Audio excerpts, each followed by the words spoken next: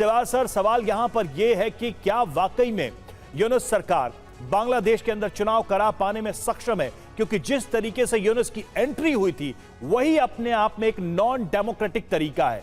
तो ऐसे में एक डेमोक्रेटिक सेटअप बनाना, एक डेमोक्रेटिक इलेक्शन कराना और फिर बहुत फेयर होना, क्या ये इस सरकार के लिए संभव है? बिल्कुल। देखो रवि, सच्चाई ये है कि बिल्कुल ठीक बोला, ये अमेरिका की डीप स्टेट ने इसको पैराट्रूप किया गया था। मोहम्मद यूनुस को इलेक्टेड प्राइम मिनिस्टर तो है नहीं, और जिस प्रकार से शेख हसीना एक लीगल गवर्नमेंट थी, उनको वहाँ से दौड़ना पड़ा था। मगर सच्चाई यह है कि अब जो हालात हैं वो बहुत ख़राब हो गए हैं। जमात इस्लामी बांग्लादेश मुजाहिदीन आज की तारीख में सक्रिय हो रखे हैं। इलेक्शन जो सोच रहे हैं दिसंबर में, लगता नहीं कि दिसंबर में मोहम्मद यूनुस कराने की कोशिश कर रहे हैं। कहीं ना कहीं जो अब टकराव जनरल जमान जो चीफ ऑफ आर्मी स्टाफ है और मोहम्मद यूनुस में, वो मुझे लगता है ओपन में आ गया, और उसकी 3 वजह हैं। एक तो कहीं ना कहीं मोहम्मद यूनुस का झुकाव जो है लेफ्टिनेंट जनरल मोहम्मद फयाज रहमान, जो क्वार्टर मास्टर जनरल हैं, जो कि पाकिस्तान के बहुत क्लोज हैं, पाकिस्तान की ISI जनरल आसिम मलिक उससे आके मिले थे, वो चाहते हैं कि वो चीफ ऑफ आर्मी स्टाफ बने।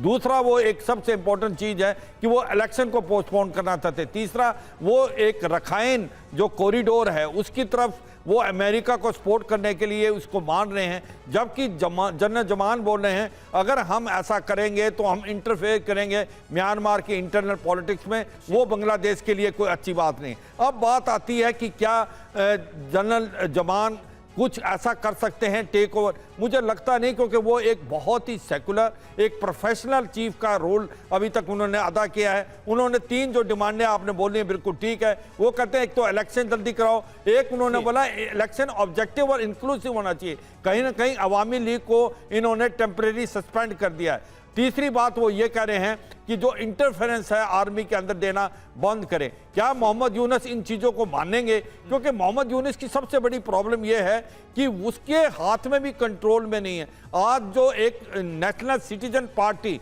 जो एक स्टूडेंट्स यूनियन ने बनाई है, उसका काफ़ी असर है इस मोहम्मद यूनुस की गवर्नमेंट पे। ये भी लोग अब कहने लगे। एक बात है, आवाज़ आ रही है आज की तारीख में जो बांग्लादेश से कि आज मोहम्मद यूनुस बहुत ही अनपॉपुलर हो गए हैं। वो सोचते हैं ये डिक्टेटर हैं और ये हर तरफ फेल हो गए हैं, और मुझे लगता नहीं कि वो इलेक्शन कराना। बिल्कुल। और सिवाज सर, आपने बड़ी बात बोली कि वहां पर जो आर्मी चीफ है वो ऐसा नहीं चाहते कि टेक ओवर किया जाए, वो खुद चुनाव की बात करें। लेकिन अगर मोहम्मद यूनुस का यही रुख बना रहता है, वो चुनावों को टालते हैं, बात नहीं मानते हैं, तो क्या आर्मी को सीधे एक्शन में आना पड़ेगा? ये एक बड़ा सवाल।